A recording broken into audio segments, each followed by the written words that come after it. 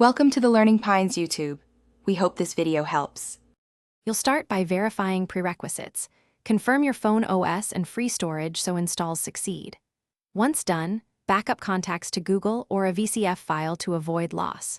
Next, choose the dialer you want, OEM, Google Phone, or a specialized third-party app, because permissions and features differ. Make sure you have a Google account signed in if using Play Store. Otherwise, enable install from unknown sources for APK sideloading. Now you're ready to fetch the installer. You'll install the dialer by downloading from Play Store for automatic updates or sideload a vetted APK if necessary. Verify signatures to avoid malware.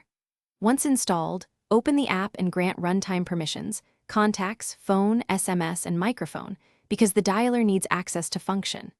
After that, go to Settings, Apps, Default Apps, and select your new phone app as the default. This ensures call links, dial shortcuts, and contact launching route correctly. Make adjustments to UI and call. You complete setup by customizing ringtones, caller ID display, block lists, and speed dial entries so the app fits your workflow. Then test. Place and receive calls, check voicemail integration, and search contacts to confirm indexing works. If you encounter problems, crashes, missed calls, or no contact names, clear the app cache and data, ensure it's the default dialer, or uninstall and reinstall to reset permissions. If issues persist, revert to the previous dialer, export logs, and retry after reboot. Thanks for watching.